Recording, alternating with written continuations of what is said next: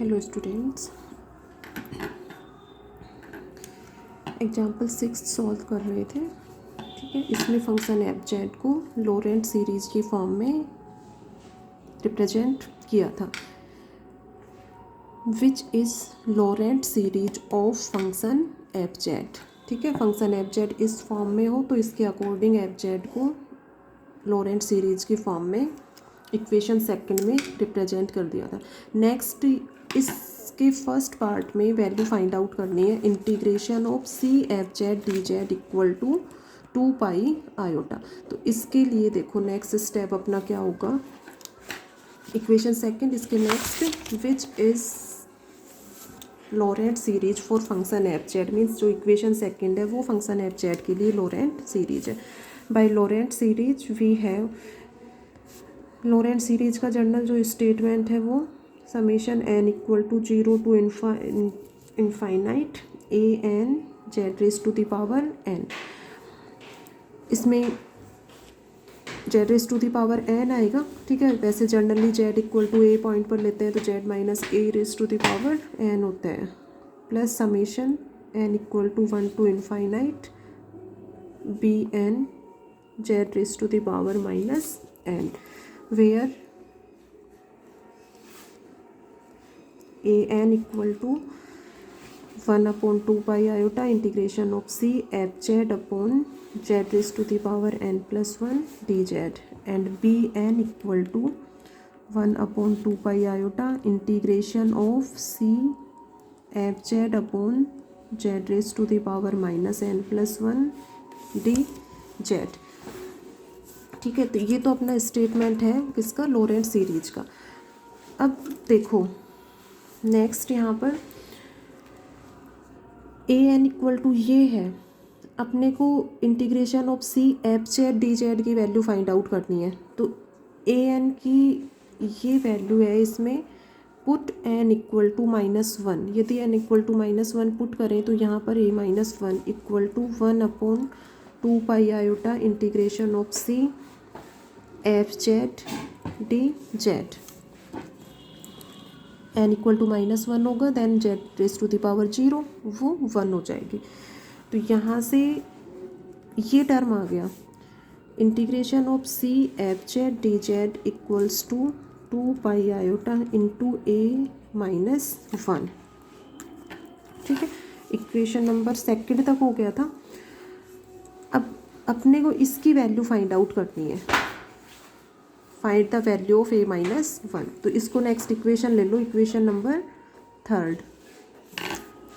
अब ए -1 की value find out करनी है। अपना एम क्या है कि इस वैल्यू को फाइंड आउट करना। सिंस ए, अब देखो ये ए एन की वैल्यू है, ये बी एन की वैल्यू है। ठीक है, एन को यदि -n से रिप्लेस करें इसमें ए -n, तो ये दोनों सेम हो जाएंगे। If we replace N by -n then A -n equal to B N. तो यहाँ से कह सकते हो कि a -n equal to B N. ठीक है, a -1 इक्वल टू b1। ठीक है, अब a -1 और b1 इनको यहाँ से देखो यहाँ से ये जो अपना स्टेटमेंट है, यहाँ से a -1 है तो यहाँ पर -1 पुट करोगे, n की वैल्यू -1, तो ये z की पावर -1 हो जाएगा। ठीक है, तो जैसे इस तरह से होगा ये a -1 z की पावर -1। ठीक है, और b1 ये b1 z की पावर -1। तो a -1 और b1 ये इनको क्या कह सकते हो, कोफिशिएंट ऑफ जेड की पावर -1 या 1 अपॉन जेड। क्यों, क्लियर है सभी को भाई? ये सभी को क्लियर है। a -1 की वैल्यू ये आ गया, यहाँ पर ये फाइंड आउट करनी है। तो a -n equal to B N, ये सबको यहाँ से क्लियर है कि इसमें n को -n से रिप्लेस करोगे तो इसके इक्वल हो जाएगा a -1 इक्वल टू b1।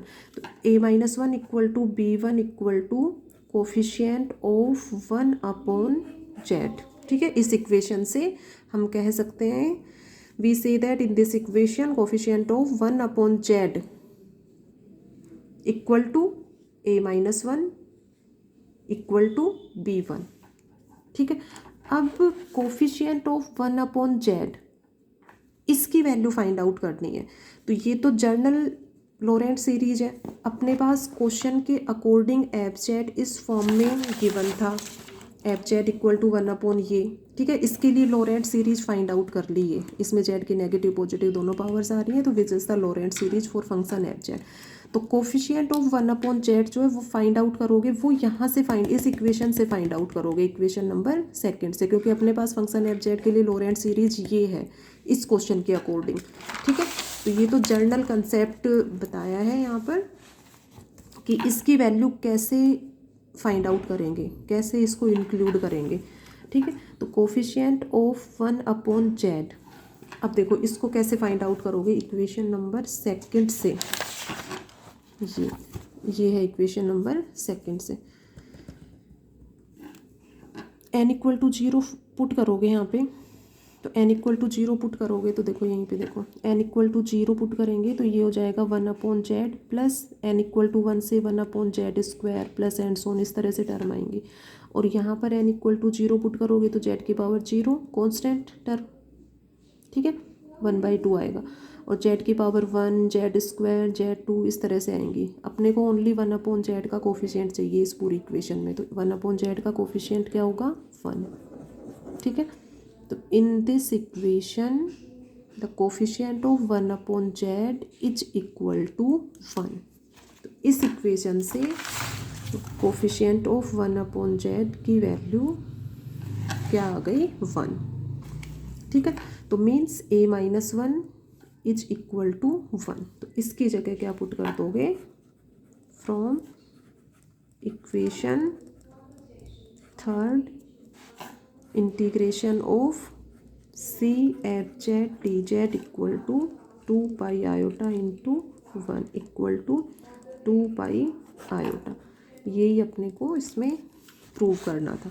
तो ये कंसेप्ट इसमें बहुत इम्पोर्टेंट है कि कैसे इस टर्म की वैल्यू फाइंड आउट करनी है।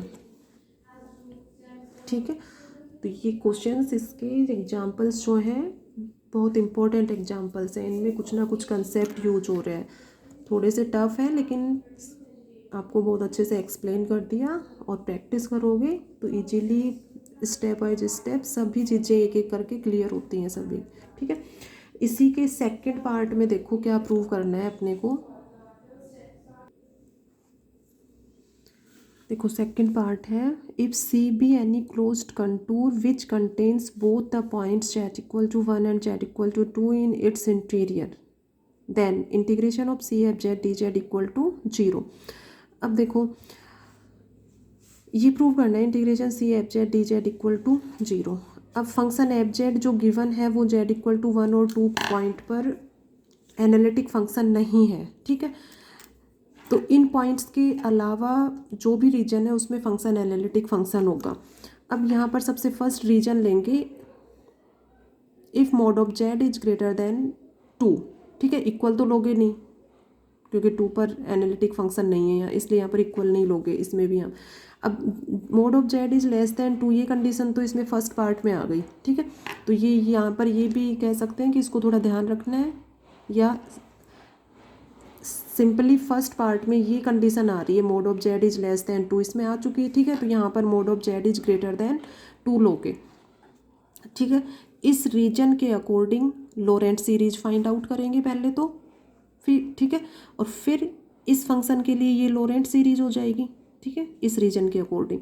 तो इसमें फिर वही integration c F Z D Z equal to 2 pi into a-1, तो a-1 की वैल्यू फाइंड आउट करेंगे। ठीक है, a-1 equal to b1 equal to क्या होगा, कोफिशिएंट ऑफ 1/z। तो कोफिशिएंट ऑफ 1/z इसमें तो इस इक्वेशन से फाइंड आउट किया था, और इसमें इस फंक्शन के लिए लोरेंट सीरीज ये है, तो इस टर्म से 1/z का कोफिशिएंट देखेंगे कि क्या आएगा।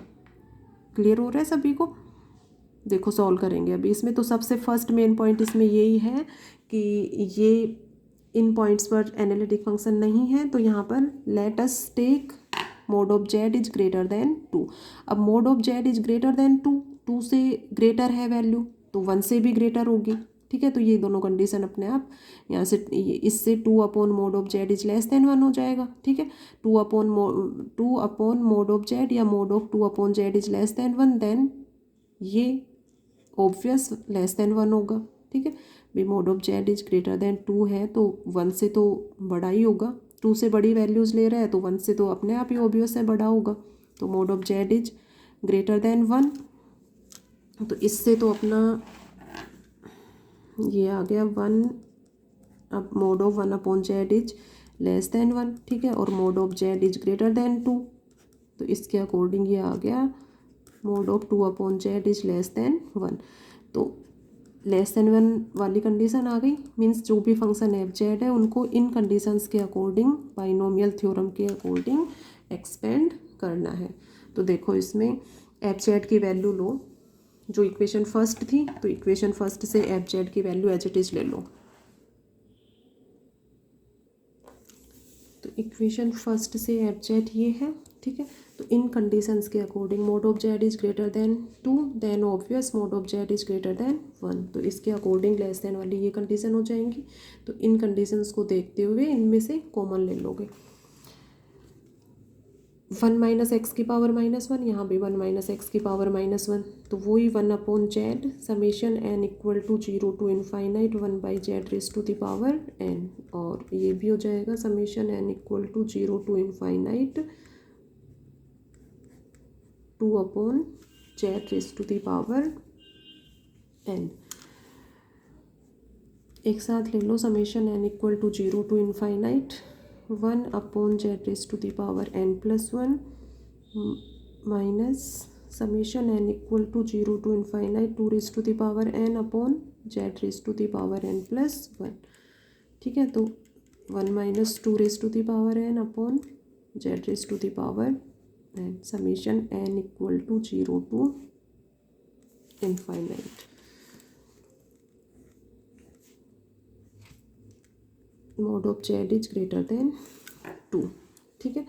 1 is less then mod(z) is less than 2, ये इसके फर्स्ट पार्ट में उस रीजन के according integration of c f(z) dz equal to 2πi prove किया था। इसमें z की नेगेटिव पावर्स हैं, ठीक है। So which is also Laurent series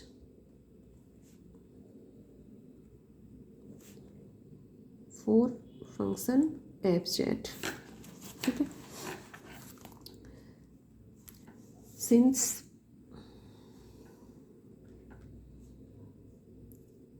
a-1 equal to 1/2πi